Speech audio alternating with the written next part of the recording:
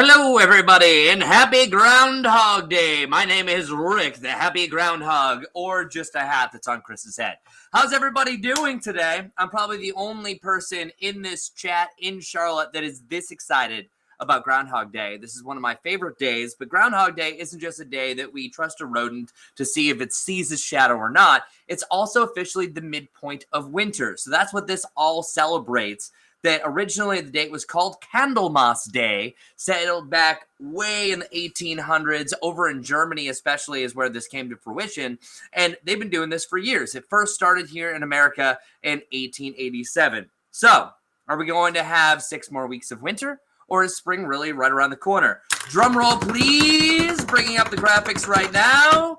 And, of course, a little bit more dramatic pause because they are frozen right now. The verdict is, I'm just going to get to it because this is not going well. There we go. Phil says 6 more weeks of winter. So, yes, womp, womp, womp. We would have had 6 more weeks of winter in general, but this is still just a very cool holiday. You can see everyone was celebrating, really enjoying their time in Punxsutawney, Gobbler's Knob, as they're waiting for the inner circle. That's everyone in the top hats to decide and translate through groundhogese exactly what's happening. But other groundhog reports, we don't just trust that one. There's hundreds across the United States, but Queen Charlotte also had her prognostication. She doesn't judge by shadows, though. She chooses either a spring or a winter bowl, and last year I think she chose winter as well. And as for Punxsutawney, not a good track record. Did you know that only 39% of the time, Punxsutawney Phil has been right since 1887. But the main thing is we're asking you here on WCNC Charlotte, how are you feeling about 6 more weeks of winter? How are you feeling about this winter in general? It's been a while since we've really had this much snow, and it feels a lot more winter-like than we otherwise have had in the years of the past. So let's talk a little bit more about Groundhog Day. Moving into the graphics, Phil's does not have a good track record. It's kind of crazy that it should be a coin flip between shadow or no shadow, but Phil's actually seen his shadow now officially 107 times. 106 was the data as of an hour ago, and no shadow 20 times, no record 10 times. That just means that there's no record of this. And Melissa Banks says winter stinks. And I think that we all agree with this. And Phil could have given us a little bit of optimism. That's what this is all about. But can you believe that only 20 times since 1887, Phil has given us some good news. And 2 of those happened fairly recently, 1 in 2019 and 1 in 2020.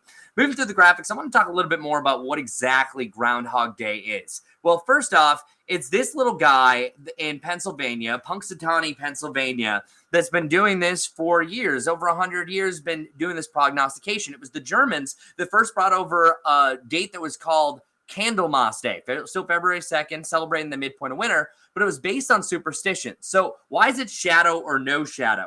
So when it's cloudy out or it's rainy out, as it should be right now, there's no shadow, likely, because there's no sunshine, not going to cast a shadow. That means by a superstition, hey, it's so crummy out in the midpoint of winter, it's only going to get better from here, right? Well, the opposite. If it's sunny, beautiful, and an animal does cast a shadow, well, the midpoint of winter is so nice, it has to get worse. So that's the whole reason why we do this. However, this makes me mad. As your local groundhog enthusiast and expert, I'll try to call myself that, it's cloudy right now. Also, a lot of times they do it, it's fairly dark out. So I think that there's some sort of deciphering measure that is a little off here, that they always just choose that, exactly as Crystal says, always sees his shadow.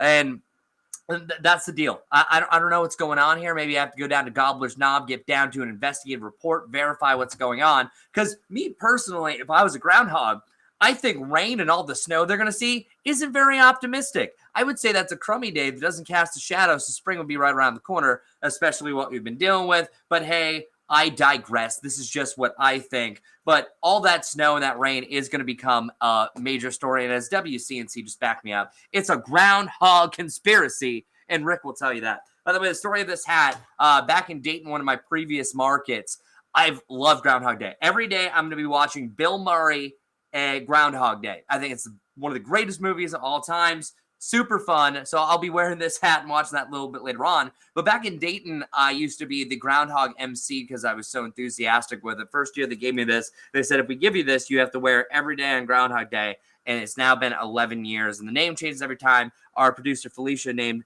this year Rick. So Rick says, hope you all have a wonderful day. And Kimberly says he didn't see his shadow in 2019. All right, well, I'm getting bad data then because the data archive I said, it says that it was an early spring in 2019.